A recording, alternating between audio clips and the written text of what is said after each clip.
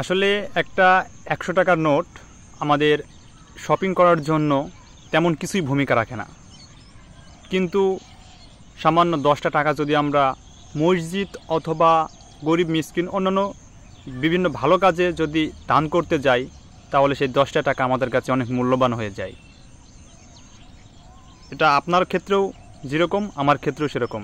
যেহেতু আমি নিজের কাছে নিজেকে প্রশ্ন করে বিষয়টি দেখেছি এবং জেনেছি, শুক্রবার দিন মসজিদে নামাজ পড়তে গেলে আমি লক্ষ্য করলে দেখেছি আমাদের আশেপাশে, এমনকি আমার নিজেরও বলতে গেলে বলা যায় যে শুক্রবারে মসজিদে নামাজ পড়তে গেলে মসজিদে মোটামুটি আপনার ১০ টাকা, ৫ টাকা, ২০ টাকা টাকা দেয়, সবাই দেয়, দান করাই বলতে পারেন। তো বাড়িতে দেখা যাবে যে ১০০০ টাকা, ৫০০ টাকা, ১০০ টাকা, ২০০ টাকা বা অনেক টাকাই আছে, বিভিন্ন টাকার নোট আছে। কিন্তু মসজিদে যখন যাওয়া হবে, মসজিদে টাকা দেওয়া হবে, সিদ্ধান্ত করা হয় নামাজ পড়তে যাব, তখন দেখা যাবে যে ১০টা টাকা খুঁজে পাওয়া যায় না। কারণ ওই যে ১০০ টাকা বা ১০০০ টাকার নোট ভাঙতি করে তো আর মসজিদে দেওয়া যাবে না। আমাদের মন মানসিকতা এরকম যে মসজিদে তো ৫০০ টাকা নোট ভাঙতি করে ২০ টাকা বা ১০ টাকা দিলে তো ফুরায় যাবে, এটা তো দেওয়া সম্ভব না।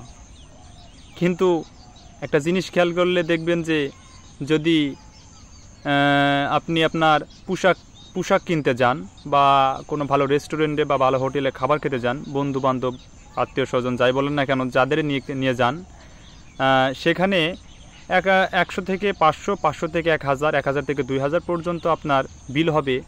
সেখানে টাকা দিতে কিন্তু আপনি দ্বিধাবোধ করবেন না। যত টাকায় বিল হোক না কেন, আপনি অনায়াসে সেখানে সে বিলটি পরিশোধ করে দেবেন। যদি আপনার কাছে নাও থাকে, অবশ্য ৫০০ টাকা আরেকজনের কাছ থেকে যদি ধার করে নেওয়া লাগে, তাও আপনি আপনার বন্ধুবান্ধবকে, আত্মীয় স্বজনকে, যাই হোক, তাদের ভালো তৃপ্তি সহকারে খাওয়ানোর চেষ্টা করবেন এবং বিলটা পরিশোধ করে দেবেন সেই দোকানদারকে বা হোটেল রেস্টুরেন্ট মালিককে। কিন্তু আমার এখানে একটাই প্রশ্ন, আমার কাছে একটাই নিজের কাছে খারাপ লাগে, যে বিষয়টি হচ্ছে যে যখন কোনো কিছু জায়গায় আমরা দান করব, ঠিক তখনই কিন্তু আমাদের খুচরা টাকা খোঁজা হয়।